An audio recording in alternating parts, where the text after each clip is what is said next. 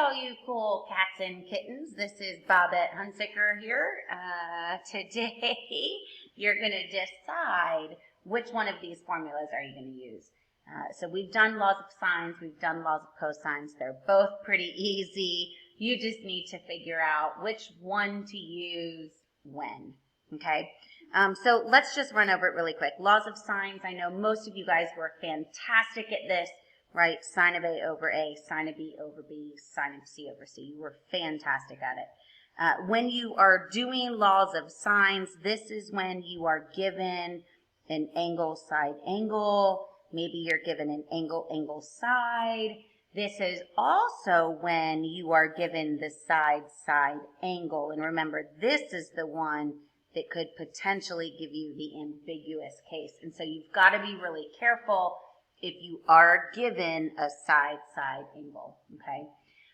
Laws of cosines, the one that you just practiced a couple of days ago, this is when you're given a side angle side, and so you have the included angle in there. This is also, laws of cosines is also going to work when you're given side, okay? And so what you're going to do is you're going to answer these questions. You're just going to make the choice, okay? What are you given? Are you going to do the laws of sines or the laws of cosines? So let's take a look at this first one. So what are we given? We're given a side, we're given an angle, and we're given a side included. So we're given side, angle, side. We're going to do laws of cosines. So I'm going to put like an X or a check mark or something, and then go, right?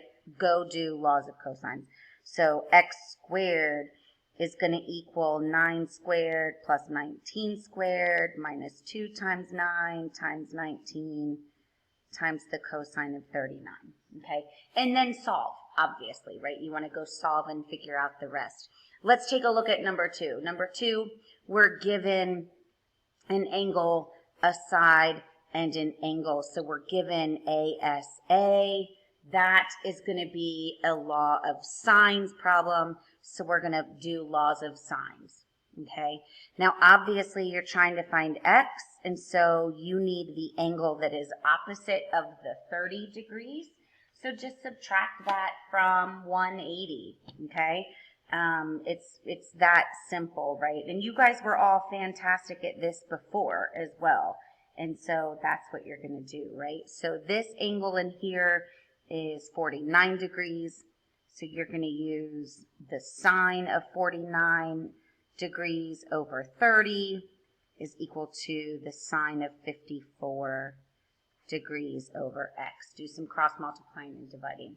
So 1 through 4 are pretty self-explanatory. When you get to the back side, though, or the second side, I guess you guys don't really have a back side, but when you get to this side, it's going to be beneficial for you to actually draw the triangle. And don't worry about drawing it to scale. So this just says in triangle A, B, C. So you want an A, a B, and a C, right?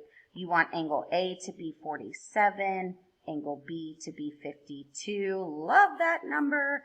And then side AC to be 13. And so you just need to decide, what are we given, right?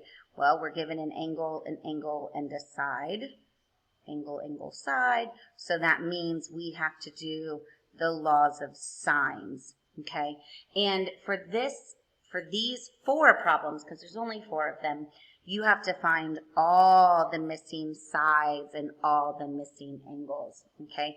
Angle C is going to be really easy to find, but there you go. That's it.